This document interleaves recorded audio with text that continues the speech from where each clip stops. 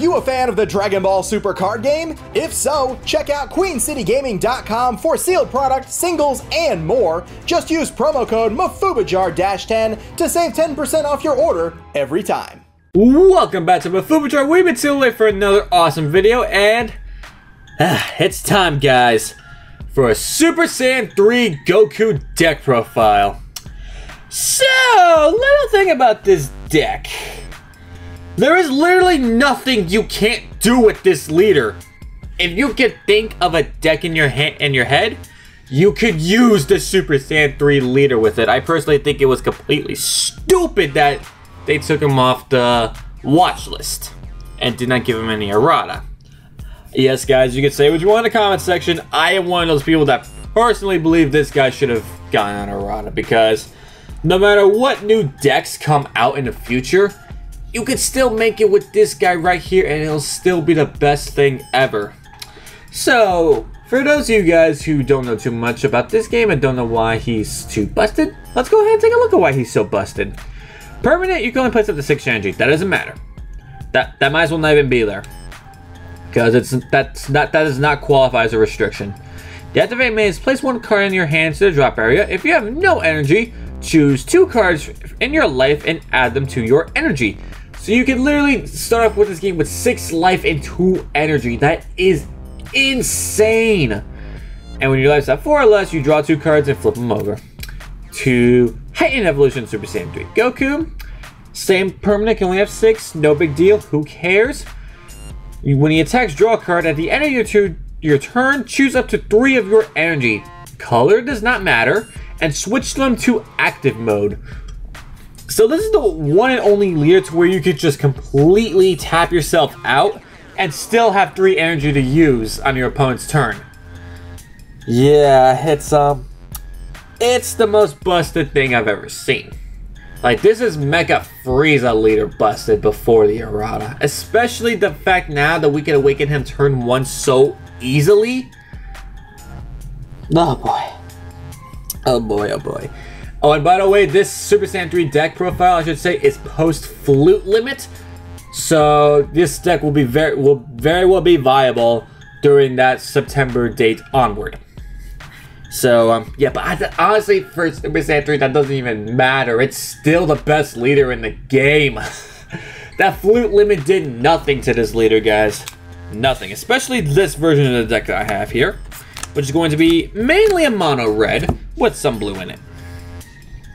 So, the first red card I'm going to be running here is 4 copies of Saiyan Kaba. This is going to be one of the cards that helps us self-awaken at turn 1.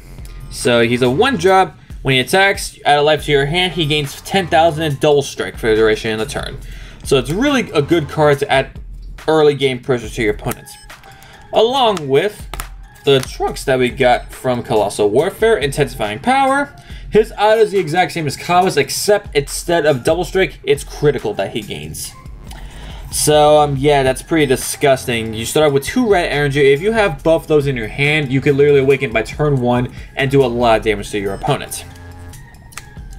So, as I said, it's mainly mono red, and other than these cards, it really focuses on the Universe 6 engine. And with that Universe 6 engine, I'm going to start off here with 4 copies of the 1-drop Khalifa. I have this Khalifa in here because we do run the Kefla cards as well, which are really, really awesome. And this is a cheap Khalifa to get out. Not to mention, I do have a nice tech card that can make this just very interesting as well.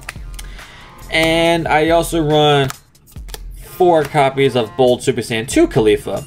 So it's a 4-drop, evolve of 2 red and any other colorless. Autos, when you play this card, like the top 7 cards from the top of your deck, choose 1 Universe 6 with 15,000 or less power among them and play it.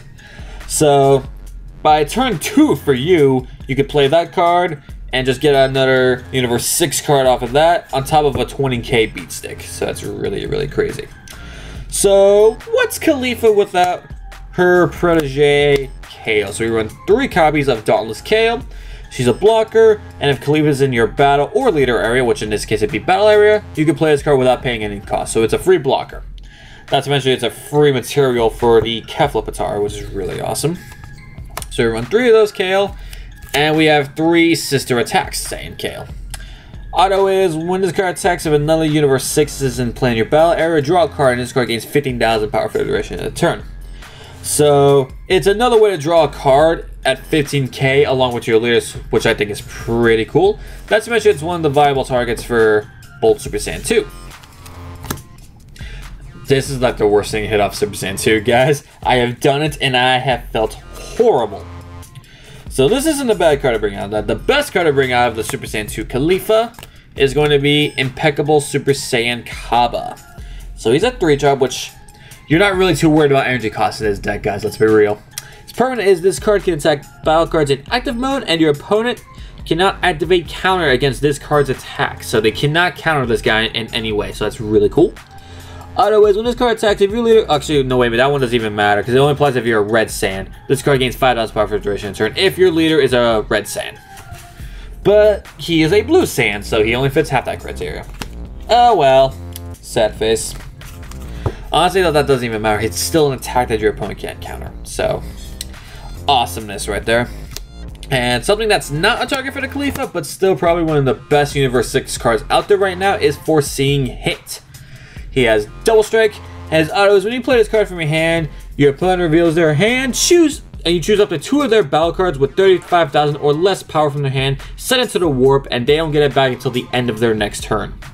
So you can send back those super combo cards, just any like type of negate card that's a battle card like Roshi, for example, or just even like big boss monsters that you don't want to deal with. You can just go ahead and send those to the warp, and it's a double strike on top of that, so that's really, really amazing. Not to mention, you get to see your opponent's hand. That gives you such an advantage right there. And the fact that you only have to wait till like turn 3 to play this guy, that's busted, that's insane. Alright, as I was mentioning Kefla earlier, we have 3 copies of Saiyan Onslaught Kefla. Now, I'm debating upping this up to 4 because of just all of the advantage it gains for you.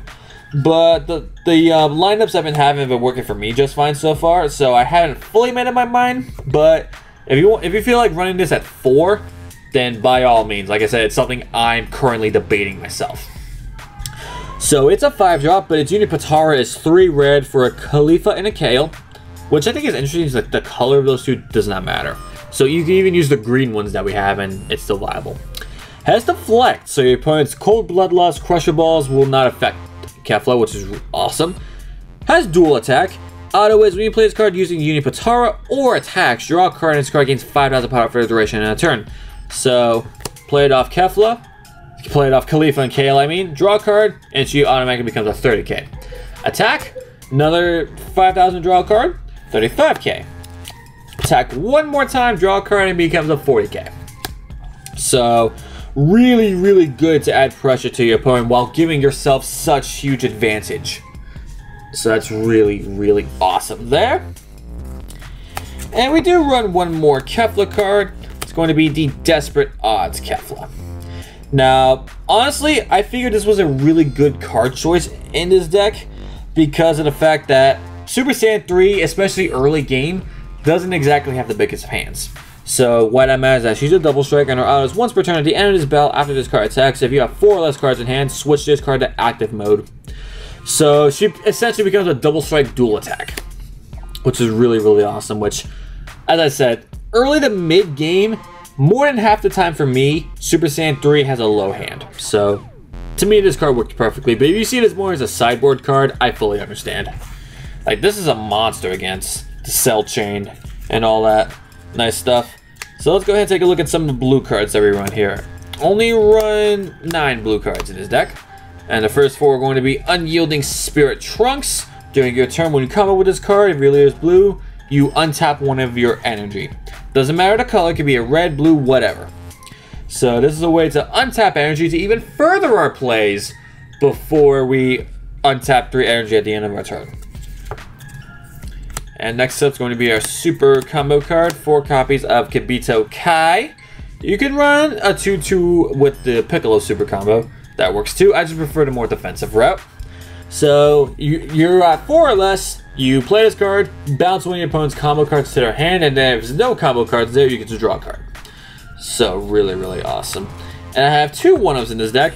First one's going to be the 1 legendary flutes. As I said, this is post-flute limit, so we still have 1 flute to work with. I personally think blue deck should still have 1 flute just because it's so amazing. Some people will disagree because of consistency issues, but honestly, like I said, in my opinion, this is too good not to run. And the second one, as I told you before, that makes the Kefla pretty interesting, is Dimension Support Trunks. So he's an overall of 3, you pay 1 energy, and the auto is when you play this card using Overwhelm, choose up to 1 skillless battle card with an energy cost of 2 or less from your deck and play it. Then shuffle your deck. It gains critical for the duration of the turn. So you get to play a Kefla directly from deck with this guy, and she'll have critical. So it's really good pressure to have your opponent for just such low energy, and you build up your drop area pretty quickly in this deck. So it's a nice little tech that I've had, and it's been working pretty good for me. I certainly cannot complain about it one bit. And the final cards we're going to be running are going to be our negate cards. So we have 3 copies of Vados Assistance. So you negate an attack, then you switch one of your battle cards to active mode. So protects you from an attack and protects one of your battle cards from being attacked. So that's really, really cool there.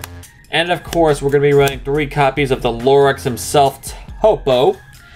And he's, even though it says 4-drop on there, the permanent is if your opponent's leader card or your leader card is 15,000 or more power, you reduce the energy cost of him by 2.